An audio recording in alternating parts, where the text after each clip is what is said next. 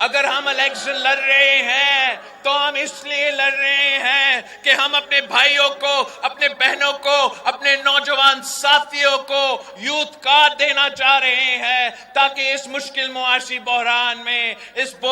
بے روزگاری کے سلسلے میں ہم ان کو مدد کر سکتے ہیں۔ ہم اگر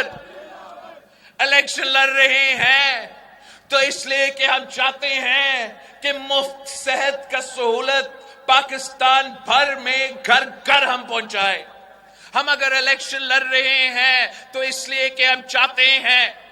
چاہتے ہیں کہ پختونخوا کے ہر ضلع میں آپ کا کوہاٹ میں NICVD کی طرح مفت دل کا علاج کروایا جائے، گمبت خیرپور کی طرح مفت لیور کڈنی علاج کروایا جائے، اور یہ فیسلٹی ہم چاہتے ہیں کہ دیہات میں بھی ہو، شہر میں بھی ہو۔ اس لیے ہم سمجھتے ہیں کہ اگر آپ کے پاس وسائل نہیں ہیں، پیسہ نہیں ہے، تو اس کا یہ مطلب نہیں ہونا چاہیے کہ یہ آپ کے لیے اگر آپ بیمار ہو تو جائے۔ ہم سمجھتے ہیں اور ہم نے یہ کر کے دکھایا ہے کہ ریاست اور حکومت آپ کو مفت علاج، عالمی علاج پہنچا سکتے ہیں، اور انشاءاللہ تعالی آپ ہمیں جتوائیں گے تو میں یہ جو مثالی منصوبہ ہے باقی صوبوں میں بھی پہنچاؤں گا۔ آخر اگر ہم الیکشن لڑ رہے ہیں تو اس لیے لڑ رہے ہیں کہ جو قائد عوام کے کارنامے تھے، جو شہید محترمہ بینظیر بھٹو کے کارنامے تھے، جو صدر زرداری کا کامیابیاں تھے، ہم چاہتے ہیں کہ ان کا وہ جاری رہے، چاہے وہ ہمارا 18ویں ترمیم ہو، چاہے وہ ہمارا NFC ایوارڈ ہو۔ باقی جماعتیں کے موقف یہ ہو سکتا ہے کہ یہ اس کو واپس کر دیں گے، مگر یہ قائد عوام شہید ذوالفقار علی بھٹو کا دیا ہوا آئین ہے۔ پاکستان پیپلز پارٹی انشاءاللہ تعالی حکومت بنا رہا ہے، ہم حکومت بنا کے اس آئین پہ عمل درآمد کریں گے، آپ کو اپنا حق پہنچائیں گے، کوہاٹ کو ان کا حق پہنچائیں گے، ان کا رائلٹی کا حق، آپ کا گیس رائلٹی کا حق، پورا پختونخوا میں نیٹ ہائیڈل پروفٹس کا جو آپ کا حق ہے، ٹبیکو سیس کا جو آپ کے حق ہے، جو آپ نے وسائل ہے آپ کو مالکی دلوانا ہے۔ یہ مطلب تھا 18ویں ترمیم کا، اور اس پہ نہ عمران خان نے عمل درآمد کی، نہ نواز شریف صاحب نے عمل درآمد کی۔ انشاءاللہ تعالی آپ کا حکومت بنے گا تو ہم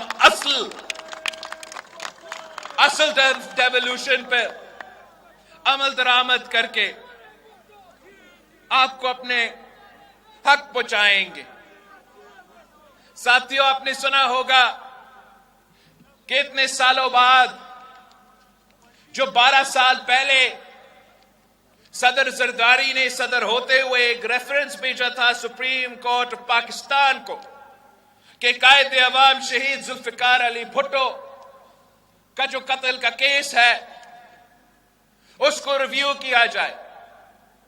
اور اب ٹھیک 12 سال بعد آخر وہ کیس لگ گیا ہے۔ ہم تو جسٹس قاضی فائز عیسیٰ صاحب سے یہی امید رکھتے تھے کہ اپنا ادارہ کو، اپنا عدالت جو اس حادثے میں کرائم سین تھا، جو شریک تھے، جو سہولت کار تھے، اب اس موقع کا وہ فائدہ اٹھا کے اپنے اداروں سے، اپنے ہاتھوں سے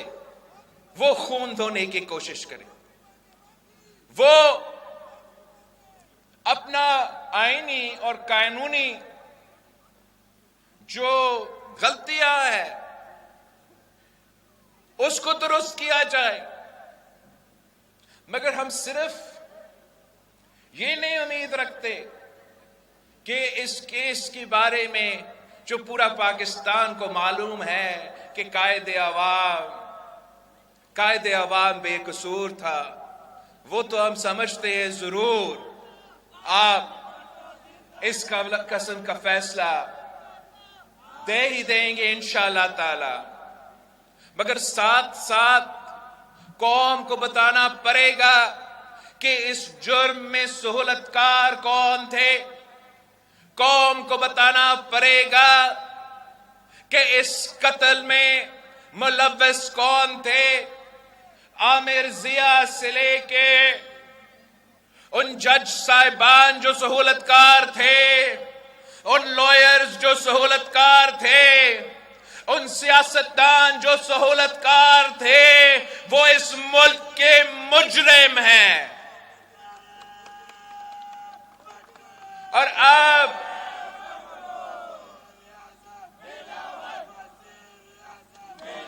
ہم انصاف کا امید رکھتے ہیں کہ نہ صرف قانونی لحاظ سے انصاف کیا جائے گا، مگر تاریخ سے انصاف کیا جائے گا۔ بتایا جائے گا پاکستان کے عوام کو